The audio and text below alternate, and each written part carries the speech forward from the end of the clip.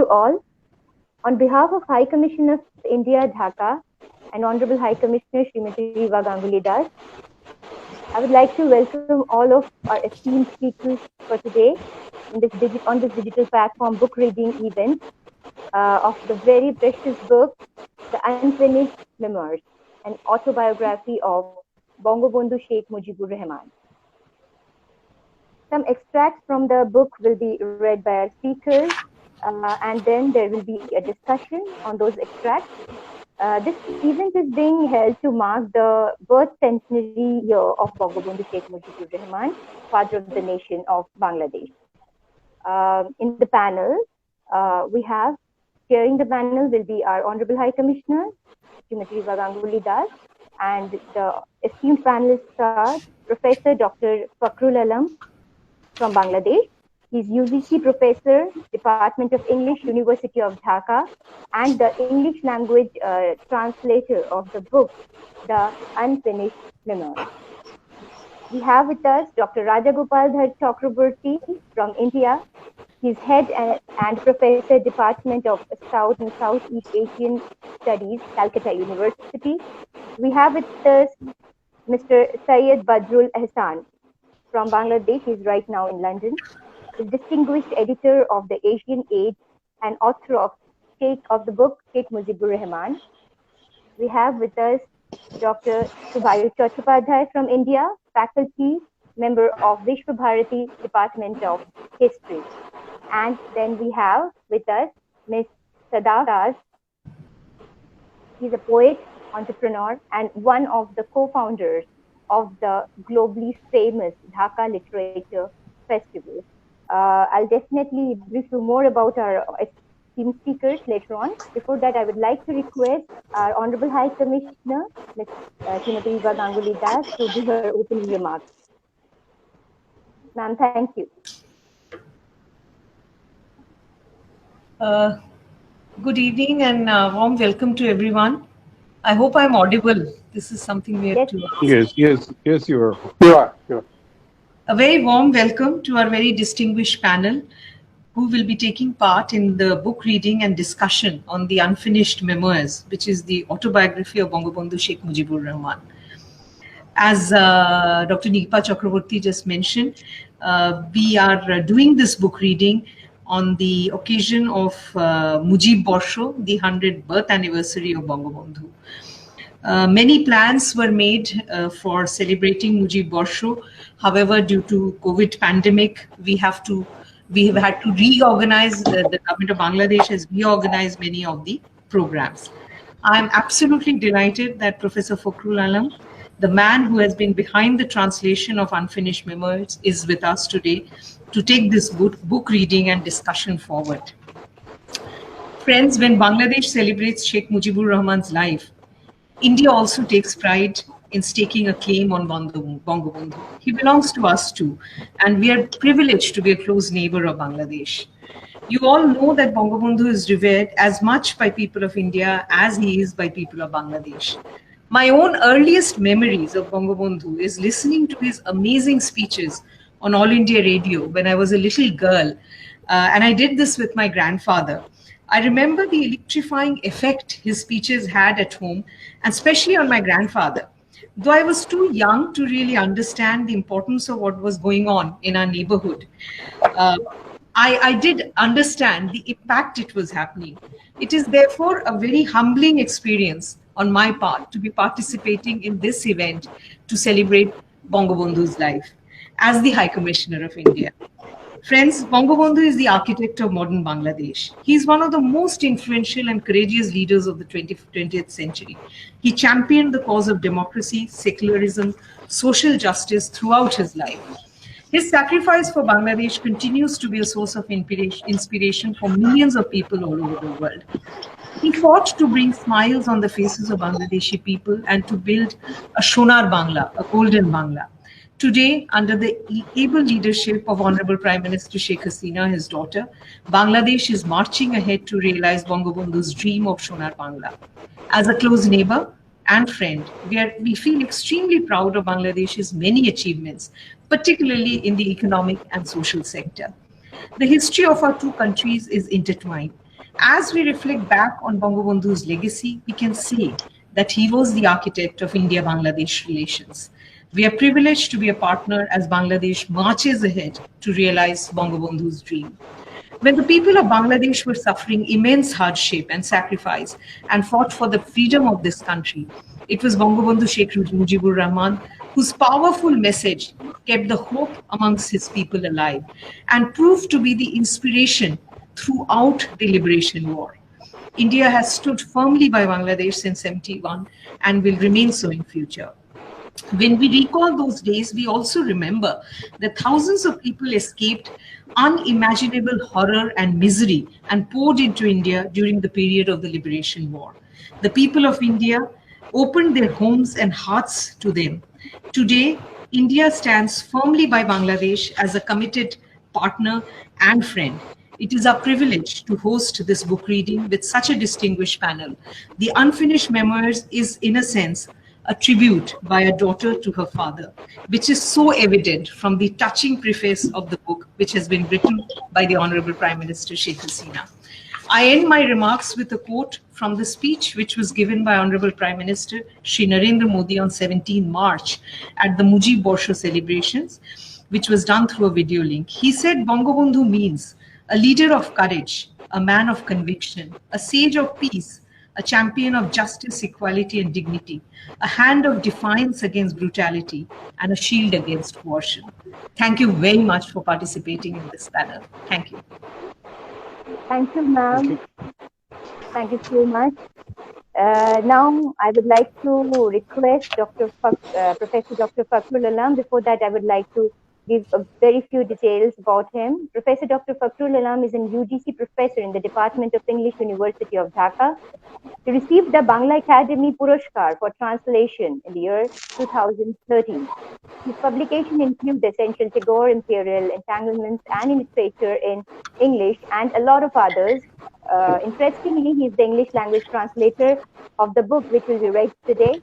A lot of other books which are mentionable and has to be credited, I have to mention them, but due to time constraint, I will now request Dr. Alam to read his preferred extract from the book, and I would like to request all others to please, after he reads the extract, you all may discuss about that also. Thank you so much.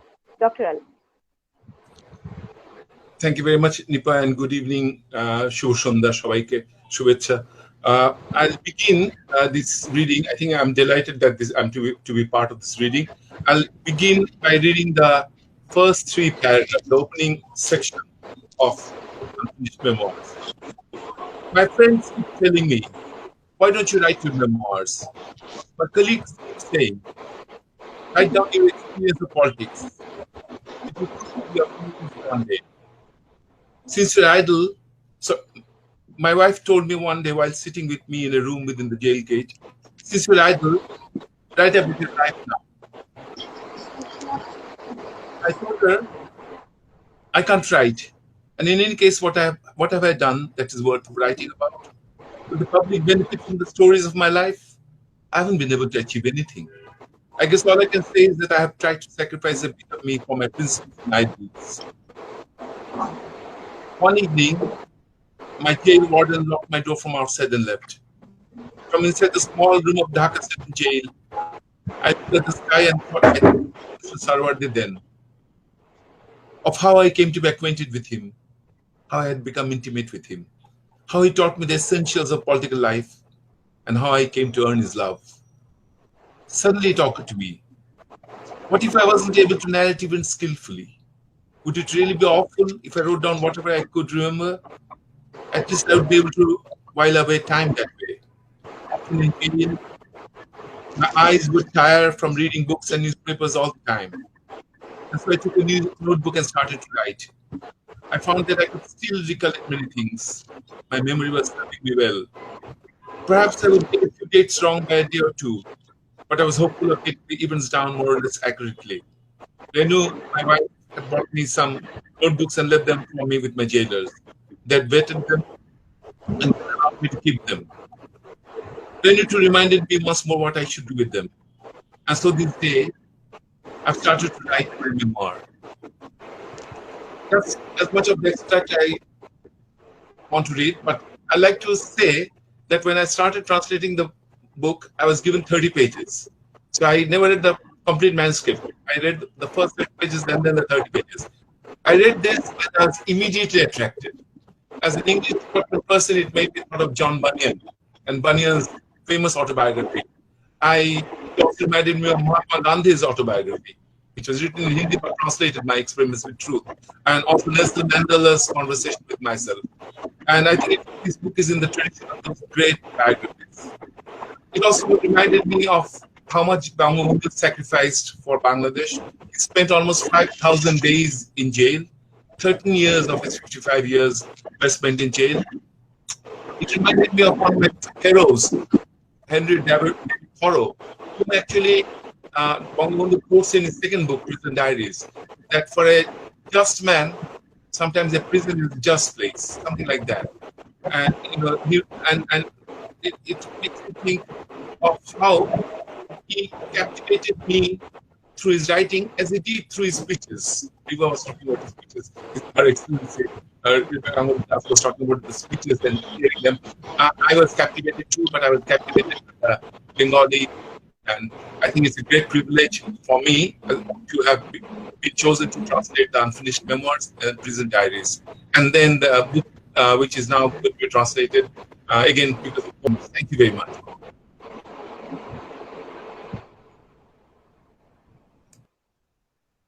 Thank you, sir. Now I would like to request the other speakers to please comment or give their views on whatever Dr. Fakhrul Alam has read. I would like to request first Dr. I just like to say that I have read Autobiography, written in Bengali by Bangabandhu Sheikh Mujibur Rahman. And I could read only excerpts of few pages which Nipa sent it to me, wonderfully translated by Professor Fakhrul Alam. But I must say that when I was reading the excerpts in English, I often forgot that I was reading his autobiography translated by another person. As if, it occurred to me as if I am reading the same book again. It was a wonderful translation. And I must say that since I read the original text, the autobiography, to me it occurred, it was not only the autobiography of Bangabandhu, but it was the autobiography of Bangladesh nation. It was such a fantastic presentation. Wonderful language. He has a wonderful, that as High Commissioner Riva Ganguly Das says that I was also very child. I was a child. And that I listened to the lectures of Bangabandhu Mujibur Rahman.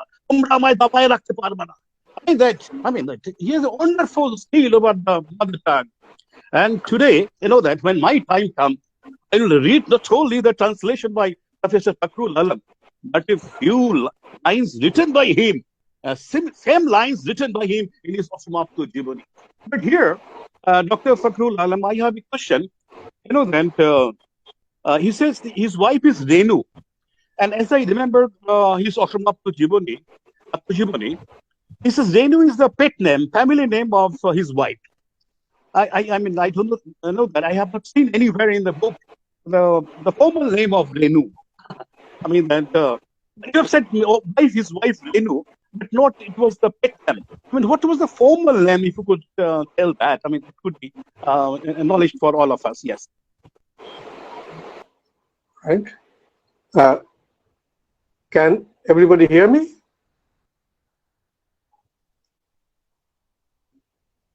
Yes, we can hear you, Doc. Yes. Yeah. Yes, Okay. yes, we can hear you. Our co-panelist was talking about Begum Mujib's proper name. He referred to the name Renu, which he says, and we all agree with him, is her pet name. And her real name, official name is Fazil. Can you hear, sir? Begum Fazilatun Nisa. Begum Fazilatun Nisa Mujib. Okay. Thank you, sir. Thank you very much. Thank you. That's right. Yeah. Mm-hmm. Okay. Mm-hmm. Right. So, shall I carry on? Please. Okay. No. In fact, I read the book when the book first came out, and strangely enough, well, happily enough, it was the Prime Minister herself, Sheikh Hasina, who informed me. She called me over one day to her Gana Bhavan official residence. She said the book had been translated by Professor Fakhrul Alam. And by the way, I might add here, see, if you look at me, you won't believe it. If you look at Professor Fakhrul Alam, you won't believe it. But he's my teacher. He taught me at Dhaka University in the English department. So when the Prime Minister told me that Professor Fakhrul Alam has translated the book, and she asked me, "Do you know him?" I said, "Don't I know him? See, he's my teacher." And then I contacted UPL, and UPL was good enough to send me the copies of the two books, both in Bangla and in English. And I would like to say that I think in the country, in Bangladesh itself, but especially outside Bangladesh, there's a dearth of books by or on our political leaders in the English language. And this was one book that really opened up our history to a whole lot of people in the outside world, particularly in London, where I happen to be for much of the time. So I've gone through the translation. I've read the entire book in English as also in Bangla, and I think it's a very good job that Professor Fakhrul Alam has done. And at the same time, I would like to say that I would like to add here that most of us didn't have any idea that Bangabandhu left any manuscript behind, because he spent nearly 13 years in jail, and where did he have the time? But then, when you reflect back on his years in jail, he spent a whole lot of years in jail, and that gave an ample opportunity.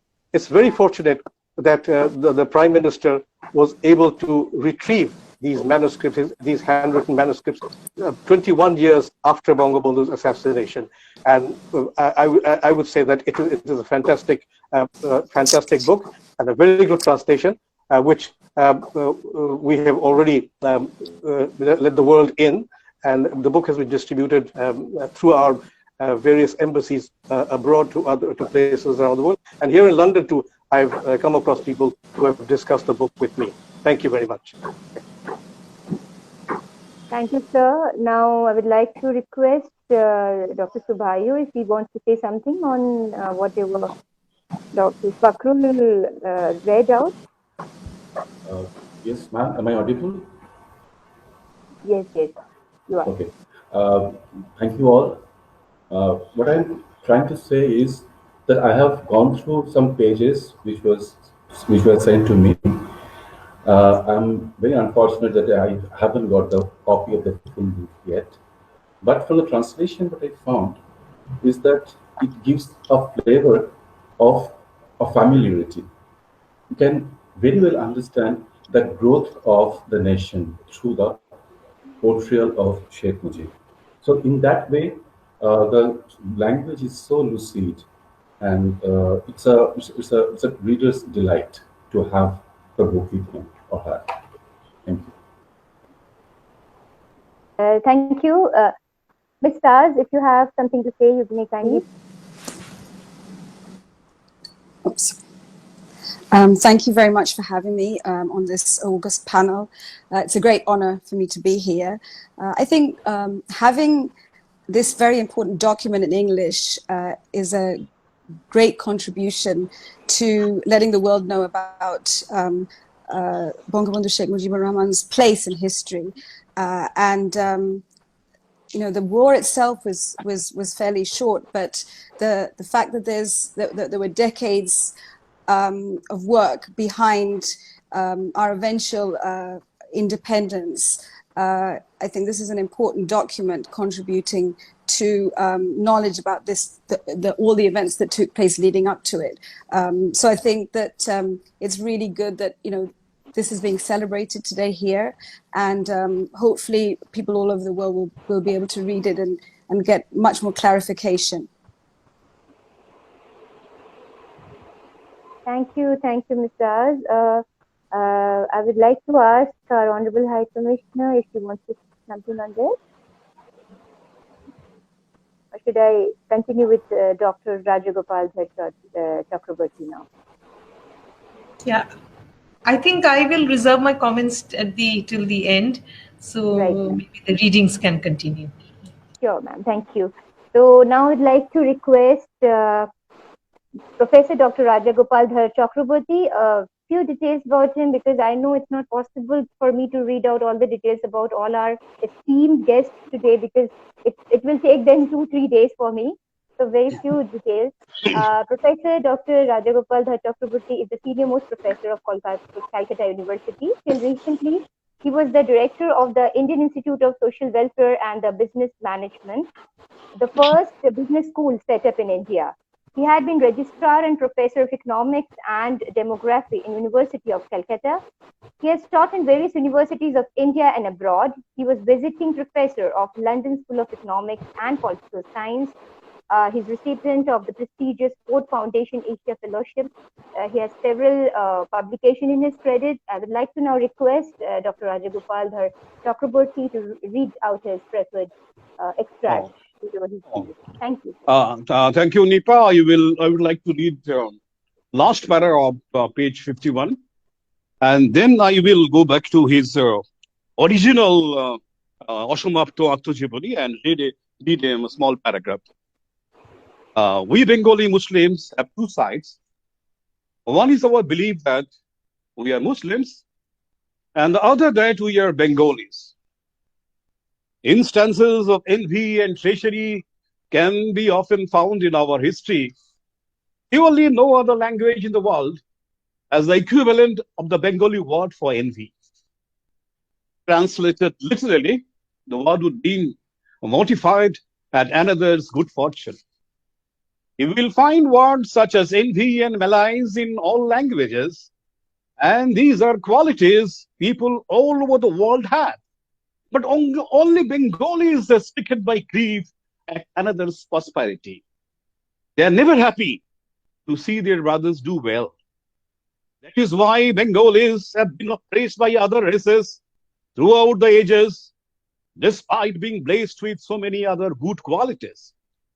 The country is fertile and endowed with plenty. Few countries in the world have the kind of fertile land that we have. And yet we are so poor. The reason is that for ages, others have dominated us because of our own fault. We don't know ourselves. Until we do and learn to understand our mindset, we'll not be free. Often it has been seen that an illiterate man who is fair, who wears flowing clothes, and has a well-groomed beard, and can speak a few words of Arabic or Persian, is hailed as a saint soon after coming to Bangladesh. Bengalis spend thousands and thousands of takas to get his blessings. But if you care to get to the truth of the matter, you would find out that the man is really an employee of some fruit shop in Calcutta, or perhaps an accused in some other case. Blind faith and belief in the supernatural are the other fault of our people. I'll now go to the original book, only a small paragraph to make our audience understand that how wonderful Sheikh Bangabandhu Mujibur in his writing skills. I mean that আমাদের বাঙালিদের মধ্যে দুইটা দিক আছে। একটা হলো আমরা মুসলমান আর আরেকটা হলো আমরা বাঙালি। পরশ্রীকাতরতা এবং বিশ্বাসঘাতকতা আমাদের রক্তের মধ্যে রয়েছে। বোধহয় দুনিয়ার কোনো ভাষায় এই কথাটা পাওয়া যাবে না, পরশ্রীকাতরতা। পরশ্রী দেখে যে কাতর হয় তাকে পরশ্রী কাতর বলে। ঈর্ষা, দেশ সকল ভাষাই পাবেন, সকল জাতির মধ্যেই কিছু কিছু আছে, কিন্তু বাঙালিদের মধ্যে আছে পরশ্রী কাতরতা। ভাই ভাইয়ের উন্নতি দেখলে খুশি হয় না। এই জন্যই বাঙালি জাতির সকল রকম গুণ থাকা সত্ত্বেও জীবন ভোর অন্যের অত্যাচার সহ্য করতে হয়েছে। সুজলা সুফলা বাংলাদেশ সম্পদে ভর্তি, এমন উর্বর জমি দুনিয়ায় খুব কম দেশেই আছে। তবুও এরা গরিব, কারণ যুগ যুগ ধরে এরা শোষিত হয়েছে নিজের দোষে। নিজেকে এরা চেনে না, আর যতদিন চিনবে না এবং বুঝবে না ততদিন এদের মুক্তি আসবে না।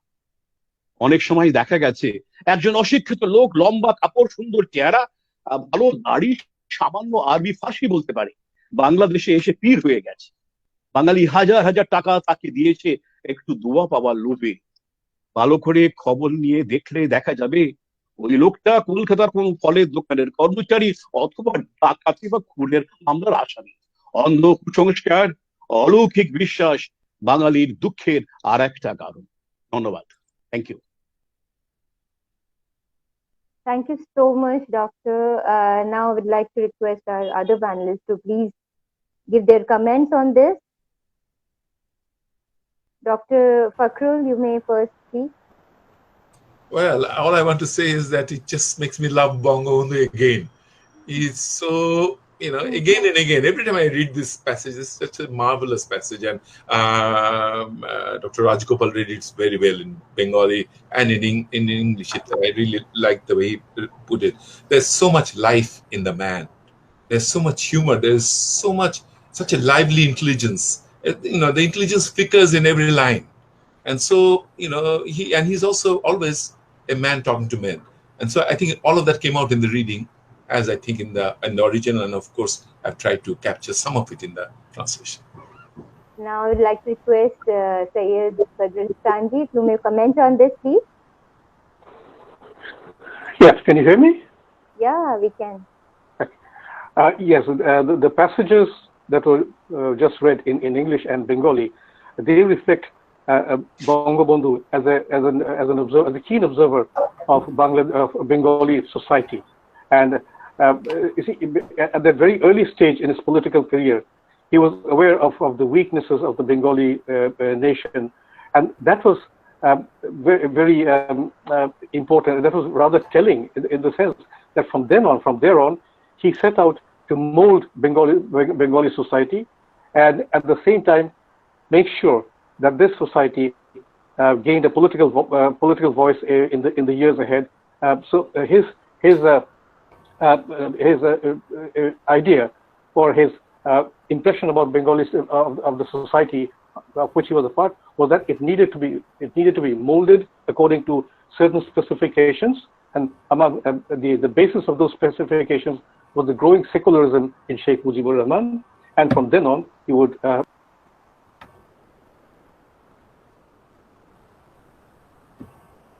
I think there is a technical glitch here. He may be joining again. So I would like to request in between Dr. Subhayu. Yeah, I think again he has joined. Yeah, I'm sorry. This it has been happening quite frequently in the last few seconds. Yes, those are my comments. Right. So thank you. So do bear with me. Sometimes I'll go because this system is giving me a bit of trouble. I will come back. Yeah. Not an issue, sir. Thank you so much. And I would like to request Dr. Subhayu to give his comments on this. It was a fantastic reading by Professor Rajagopal Chakraborty. I'm sorry. I have actually nothing much to say, but only think that these habits of belief in supernatural and becoming envious are still going on after so many years also. So it's a part of our life. This has become an integral part of our life. That's what I can say. Thank you. Thank you, sir. Now I'd like to request Ms. Taz to say something on this.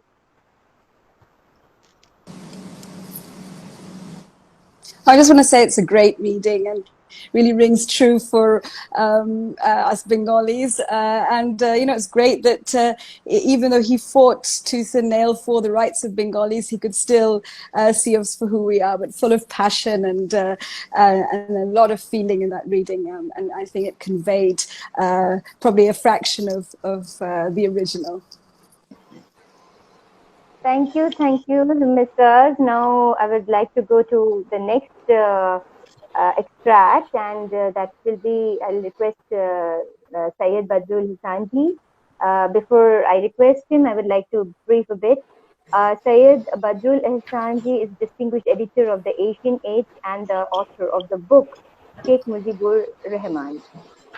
He went into teaching while he was a student at Dhaka University. He actually worked as associate editor at the Daily Observer also, and with his long stints instructing pupils in English language, literature, and history at schools such as Green Herald and Scholastica. He served as a lecturer in English at Notre Dame College between 1982 and 1985. He has also been involved in the part-time teaching at Dhaka University, University of Liberal Arts, Bangladesh, and independent universities. Lots to say about him. Again, I will not take so much of time. A bit more that he is a regular contributor to the Indian Express and has reviewed books for Asian Affairs, the quarterly journal of the Royal Society for Asian Affairs in London. So now I would like to request him to read his preface extract from the book. So, yeah.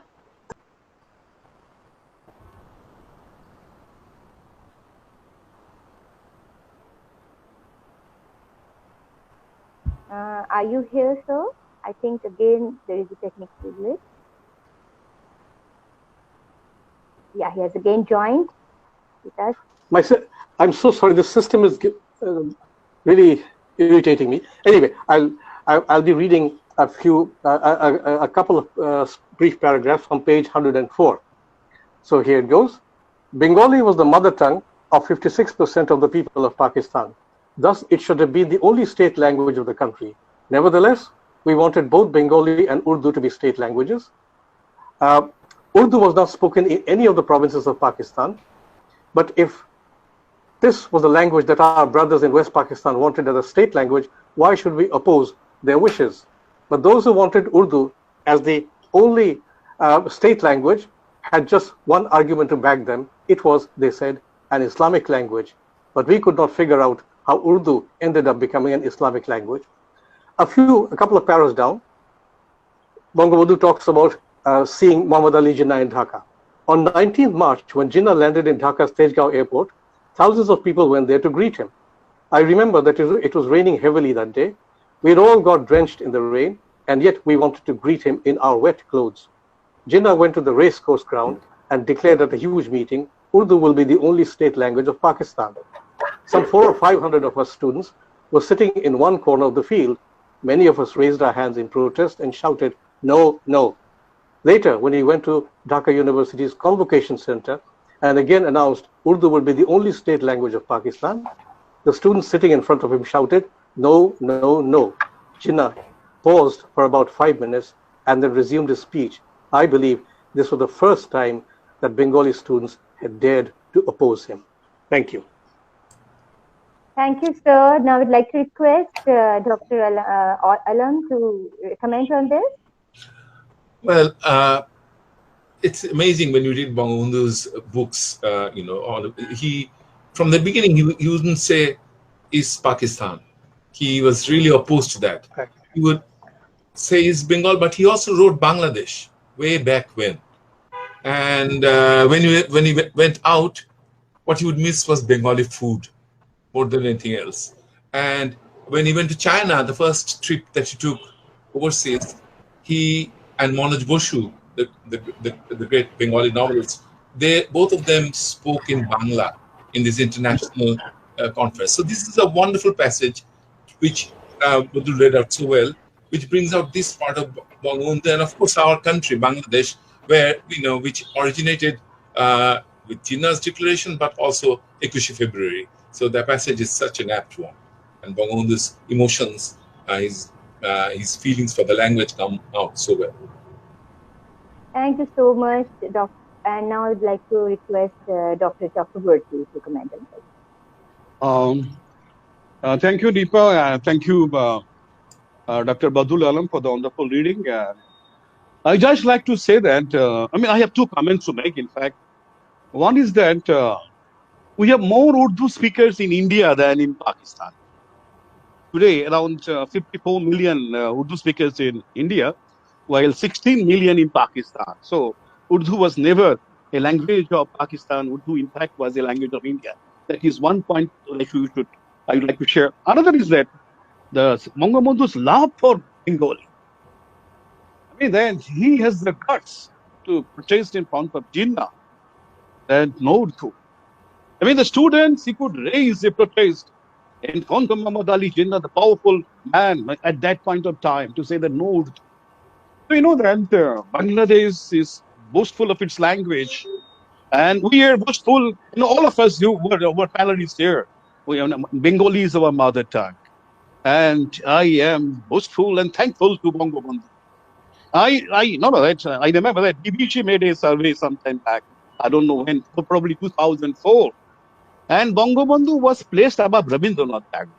I mean, that probably those who voted, that probably they have not read much of Rabindranath Tagore, but that Bangabandhu's contribution in holding, that Bengal's importance in the world languages is really unique. I must say that. Thank you, Bangabandhu, for protecting my language. Thank you very much. Thank you, Doc. Now, I would like to request Dr. Shubhayu Chattopadhyay to give his comments on this. It was again very, very uh, interesting reading session from Syed Badrul Alamji. Uh, I was when it was reading, I was thinking that after 1947, in India also we have seen the linguistic reorientation of states based on language, demands of language. So language is such an emotional thing, such an emotional thing attached to every self, that it manifests when the demand is suppressed. And Bangabandhu is one such icon um, uh, who fought for his love for the language. So that was very much there in this passage, chosen by Syed Badrul Alamji. Thank you. Thank you, Doctor. Now, I would like to request Ms. Saas to speak something on this. She wants to. It's so interesting to hear, the origins of the freedom, the movement for the language movement, and the fight for the right to be able to, speak, live, and do anything we want in our own language. So even though the independence of Bangladesh did speak to getting our economic and political emancipation, this very kind of strong connection to who we are, culture, who we are as a people, is kind of beautifully, I think, conveyed in this passage where, Bangla was really such a connecting force that enabled, I think, those young people then to stand up and feel that it was their right to demand to be able to speak in their own language. Thank you, Ms. Saas, for your valuable comments. Now, I'd like to go to our next speaker, Dr. Shubhayu Chattopadhyay, to read his preface extract. But before that, a very small briefing about him. Dr. Chattopadhyay is a faculty in the Department of History, Vishwa Bharati. His area of research interest is history of science and technology of colonial Bengal. He also worked in history of society and culture of colonial Bengal with special reference to performing arts. Dr. Chattopadhyay has many articles in different journals and edited volumes. In his credit, his edited volume with Vipasha Raha, Mapping the Path to Maturity, Manohar 2019, has earned a name in the academic field. Dr. Chattopadhyay has another book, From Science to Society, Journey of an Indian Geologist, is on press and should be released shortly. So again, it is a very short brief, so I would like to request him to now read his favorite extract from the book. Thank you all. I'm really honored to be part of this program.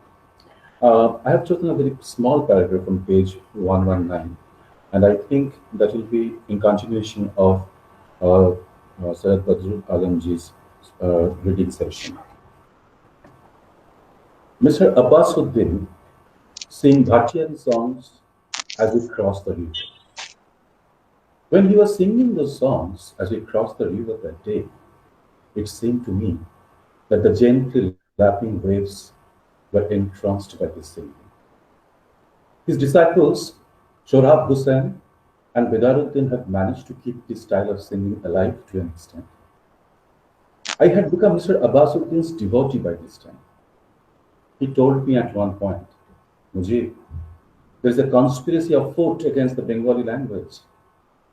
If Bengali isn't made a state language, Bengal's culture and civilization will be under threat.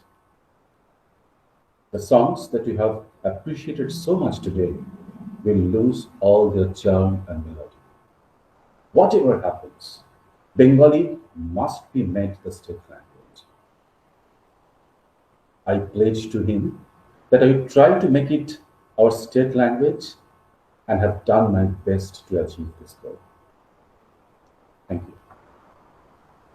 Thank you, Doctor. Now I'd like to request Professor Fakrul Alam to do something on this. First of all, Dr. Chattopadhyay read it so well, and with such, I think, seriousness to what was being said, and also was able to evoke the lyrical qualities of what was being said. What really appeals to me in passages like this, and there are other passages in the Unfinished Memoirs and the other books, is not only this as a continuation of the Bengali that we, he's Bangabandhu's championing of Bengali that we talked about, our sensitivity about the language, love of the language, and so on, but also his love of all things beautiful. We can see this again and again in other books also. When he goes to Ajmer, for example, when he goes to Taj Mahal, for example, when he sees in the second book, when he sees birds, the yellow birds coming to the prison there. So here's this man, and we can see through the autobiography these other dimensions to this character. Not only the politician, not only the champion of Bengali, the human being, the lover of music, and no wonder he chose Shona Bangla to be our national anthem. Here was this man who also quoted from Rabindranath liberally on many occasions, as well as Nuzrul. So this is such a wonderful passage.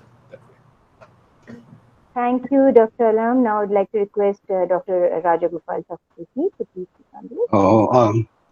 I don't have much thing to say, but I must say that Abbasuddin is very, very popular even today in India, in Bengal. I must say that. And I don't know which song Abbasuddin was singing. He had a song, Ode Hill Kalede. Probably that was the song which Abbasuddin was singing on Madhumati River.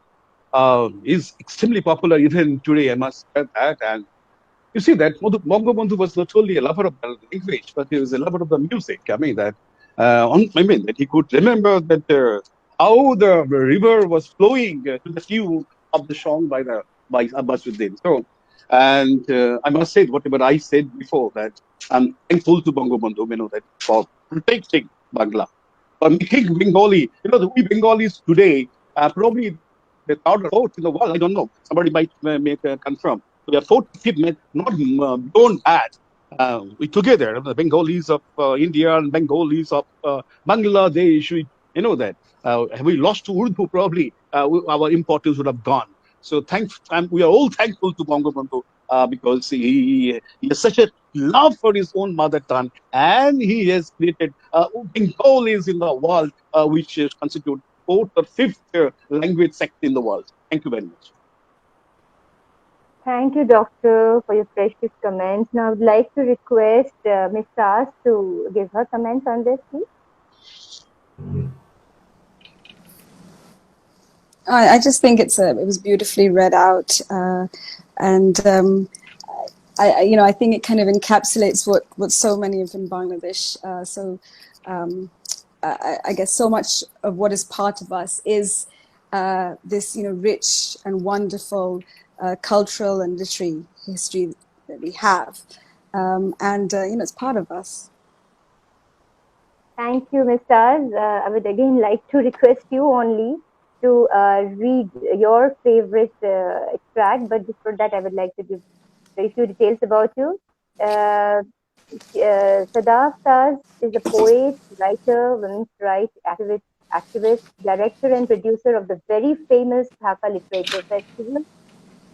She also developed a serious interest in poetry and published the very first collection of poems, Sari Reams, in the year 2013. Her work is inspired by a deep commitment to political issues and consistently thematizes the injustices suffered by women in her country. There are a lot of other things, but I would like to just say a few other things. She continues to act as the director and producer of the festival that is known as Dhaka Literature Festival, which focuses on English-speaking literature being generated by a younger generation of writers, as well as creating a platform for the rich, diverse written and oral literature of Bangladesh. In 2014, her Je Kotha Jaina Bola monologues were produced for the theatre and premiered under the direction of Naila Azad. In these monologues, which were shown nationwide in Bangladesh, Saz portrays 50 case studies of women from different Bangladeshi regions and explored the problematic position of women in society. So it's to you now, Sadafti, to read out your press with extract. Thank you. I've chosen a couple of extracts that I want to read from. One is, I think, demonstrates Bangladesh Sheikh Mujibur Rahman's anti-communal stance, and actually gives us also an insight into the formative events which contributed to Bangabandhu's championing of secularism as one of the cornerstones of independent Bangladesh. During Khwaja Nazimuddin's administration, violent communal riots broke out in the Punjab too. Thousands of people died in them. Martial law had to be enforced in Lahore. The riots erupted from movements launched against the Ahmadiyyas and the Qadiani sects. Some famous Muslim scholars had instigated them. These spiritual leaders seemed bent on proving only one thing: Qadianis were not Muslims. I myself didn't know much about this issue, but I know at least this much. No one should be murdered because he holds views different from mine. That certainly was not what Islam taught, and such an action was tantamount to a crime in the religion. Qadianis believed in God and the Prophet, let alone the Qadianis. Islam forbids punishing even non-believers. In Lahore and other places, husbands, wives, and even children had been thrown into flames and roasted alive by these bigots. The people behind these gruesome deeds are even now very much part of Pakistani politics. Pakistan was supposed to be a democracy. Here, people of all faiths, irrespective of race and religion, were supposed to have equal rights. It is unfortunate that the people who had played a contrary role in the movement to create Pakistan were now trying to present Pakistan as an Islamic state and poisoning the nation's politics to achieve their own ends by using religion. Instead of adopting programs of economic and social reform, the Muslim League leaders chanted one slogan in unison: Islam. They seemed to feel that they had no reason to be concerned about the economic well-being of the people, which, after all, was the goal for which the working class, the peasants, and the laborers had made sacrifices during the movement for independence. The Muslim League and its cohorts appeared more interested in helping the oppressors and the feudal caste, since these people had taken over the reins of government. And I'd actually like to read another paragraph, if you'll allow me. Sure. So I love this next bit because it's basically, here is this young man who had the vision, conviction, and you know, I would say gumption to basically take on the political elite, you know, the establishment, and stand up for justice and democracy and against nepotism, corruption, and cronyism. And so I just like to read this bit out.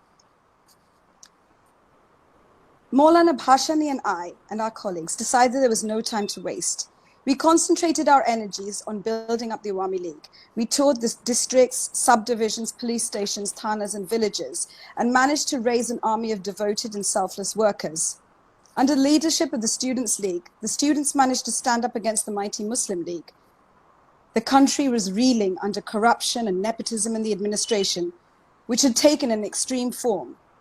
The constitution had been watered down. Government officials were bent on doing whatever they fancied. The food situation had assumed critical proportions. Unemployment was a huge problem. The people in power seemed to be operating without any plans or programs to address the situation.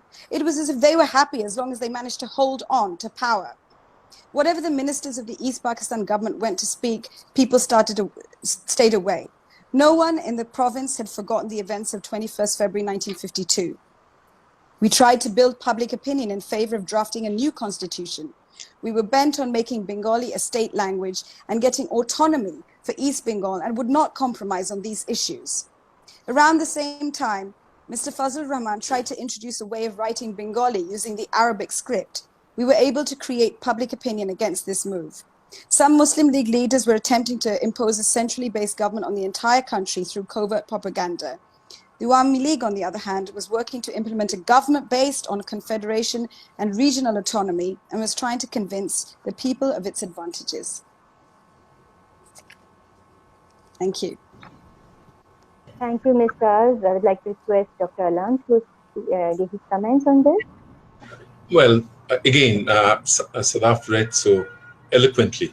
As the translator, I was enjoying reading and listening to Sadaf, especially the first passage, which she was more relaxed when she read it. But I think that both the passages are key passages because, among the things Bangabandhu gave us, he said our nation he gave us our constitution, and in the constitution, the 4 pillars are socialism, democracy, nationalism, and secularism. And you can see all of that actually in those 2 passages. Put them together and you can see them. The other thing I'd like to say is also that we have to remember that this is the Bangabandhu who was, you could say, so to speak, a foot soldier for the Muslim League. He began working for the Muslim League, and before that, the Muslim Student League. And here is this man who only in a few years' time realizes that these Muslim League people don't speak for Bengalis of Bangladesh. And the passage is key in that way. Thank you, Doctor. And I would like to request Dr. Chakraborty. Yes, I will again make 2 comments. You see that as Sadaf mentioned, that Bangabandhu was against communalism.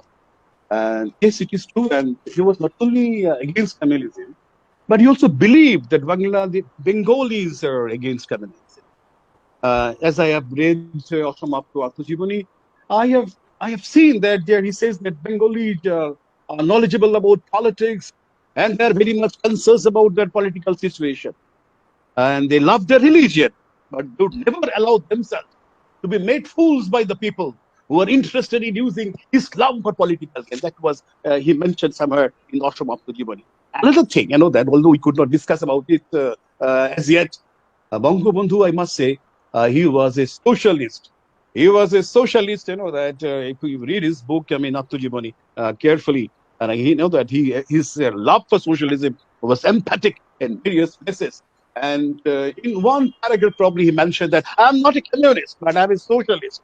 And capital is the operation, and we have to oppose capitalism. That is what he mentioned. So, yes, this is what I thought I should tell you. Thank you very much. Thank you, Doctor. Now I would like to request Sayyidji to please speak on this or give his comment. Yeah, can you hear me now? Because, yes, well, very briefly, the first passage refers to Bangabandhu's, or at that point, Sheikh Mujibur Rahman's gradual evolution to secular politics. So here is a young man who was a very good activist of the All India Muslim League in the 1940s. But soon after the creation of Pakistan, he began to realize the need for a return to secularism. So as I keep telling people when I talk to them about Bangabandhu, there's a difference between Muhammad Ali Jinnah and Bangabandhu. Muhammad Ali Jinnah started off as a secular political being, but then he went down to being the founder of a communal state. Bangabandhu started off as an activist of a communal political party, but then he rose to the heights and turned secular. So that's the difference. And the second passage of Sadaf read so well, that testifies to the fact that Bangabandhu was beginning to realize that Pakistan might not be the land that Bengalis would be happy in. So from then on started his movement first for regional autonomy, democratic rights, and eventually independence. As he kept saying, after his 6 points were formulated and presented to the public in February 1966, he said that this was a charter for Bengali freedom. First, the 6 points, but the 6 points were actually a pointer to just one point, that would be independence. Thank you. Thank you so much, sir. Now I would like to request the High Commissioner to give her concluding remarks on the whole reading session by our very esteemed readers. Ma'am, request you, please.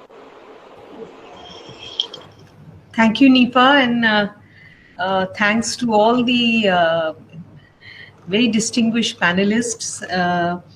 I think you all have selected the paragraphs very well. It's like a representative, it represents the book very well. And, everyone's read with a lot of emotion and passion. I think feelings which Bangabandhu's name naturally evokes in people. And I must also say that, an English translation always helps. And Professor Fakhrul, you've done an amazing translation. And I've read, fictionalized versions of this book also in Bangla. I can see that, where the inspiration comes from. So it's been a absolutely, very good dedicated session in dedication to Bangabandhu in this month of August. And in the year when, Bangladesh is celebrating Mujibur. We all know our leaders from textbooks, media coverage, and very formal sort of write-ups on our leaders. It's very rarely that a leader leaves a rich text like this, which allows us to have insights into many personal aspects of our leader's life. What we one of you read about his love for music. We know that Bangabandhu used to love Rabindra Sangeet. His description of architecture in Taj Mahal, when he is awestruck by the beauty.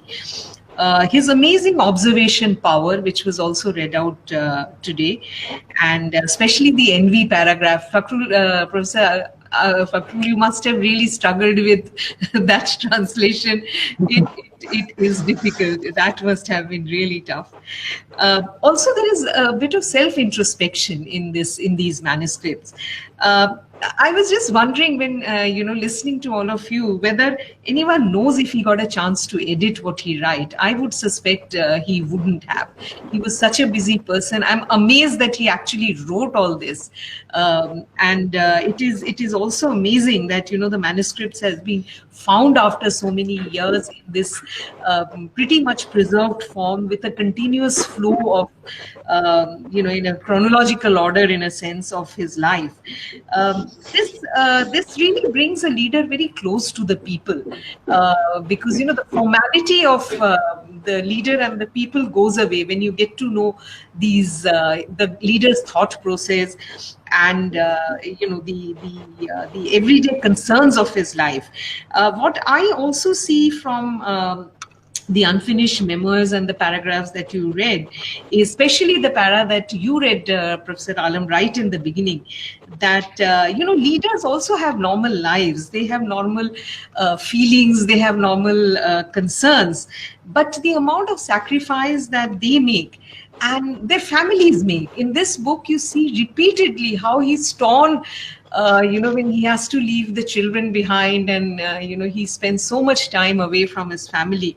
So, these aspects you get to know about a leader only when you get your hands on a rich text like this and written by the man himself. I think the book allows us to understand this great leader of the 20th century. We understand his thought process. We understand his dedication to his ideals, his conviction, and how he's so convinced about his ideals. And finally, I think we understand from this book what makes Sheikh Mujibur Rahman Bangabandhu. Thank you all so much for participating in this panel. Thank you so much, ma'am. Thank you for your valuable comments, and it was an indeed exceptional discussion session. And I feel a very good tribute to Bangabandhu Sheikh Mujibur Rahman and his autobiography. High Commission of India, Dhaka is really honored to have all our esteemed speakers today. And I would like to definitely thank our High Commissioner also to always encourage and support all of us to organize such useful educative events or sessions, which is very important for the society. So again, thanks to all of you. Thank you, and stay blessed, stay safe. Thank you. Thank you very much. Thank you very much. Thank you.